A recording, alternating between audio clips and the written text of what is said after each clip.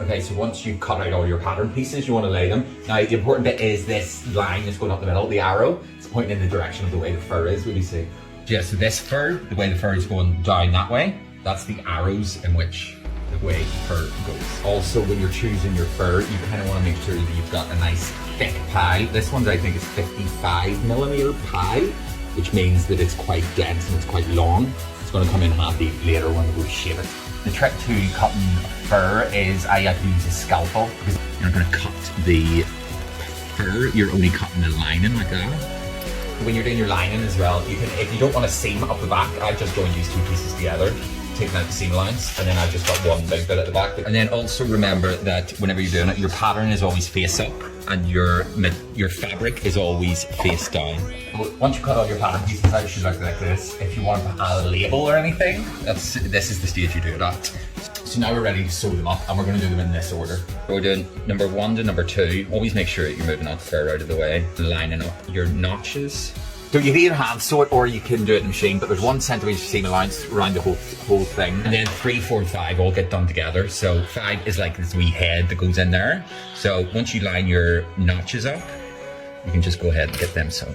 One thing that you need to remember when you're doing fur, always have whatever way that fur is going, have a direction away from the needle. It'll make it easier to sew. I'm going to do it in one section until my thing, stop. Then do the other one. So you keep it tight so that everything stays in place. And number 6 and number 7. So these two may seem like they don't fit, but they do because we're going around a thing, which is why. So basically the 6, put it underneath and then sew above so that you're going to be curling it round as well at the same time. And then that's how they fit together. So all your pattern pieces should be cut out and look like this. So now we're going to sew these ones to these ones to these ones. So to get rid of all these seams, I use like a tangle teaser. I just go in and get rid of all those because those wee bits that are in there. Right, now it's time to put the eyes on.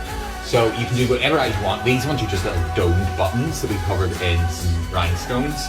And then we're just going to hand sew those onto here. So I forgot to show you what to do with the strap. So first of all, fold it in half. Sew up here with a 1 centimetre seam allowance. Now we're going to flip it inside out. So we're going to keep the crease at the back and then we're going to iron it like this. So then we're going to sew this one onto where our notches tell us to, here on the lining. So now we're laying both the pattern pieces on top of each other, facing each other. So the right side is touching each other. So I forgot one thing. See the fur on the end here, on the both ends? This won't turn inside out if your fur is too thick. So we're going to end up trimming it anyway. So we're just going to trim a bit off now. Right, so we're starting by sewing up the nose and the tail.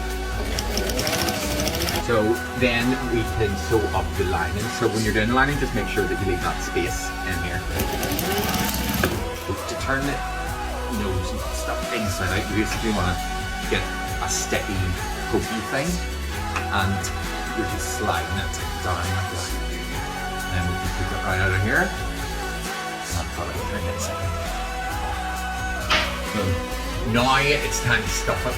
So you want the stuffing to be down in the head and the tail. You don't want any up in this section here. So we're keeping it down there. Get it like starting at the very end and then pulling it as you go up like that.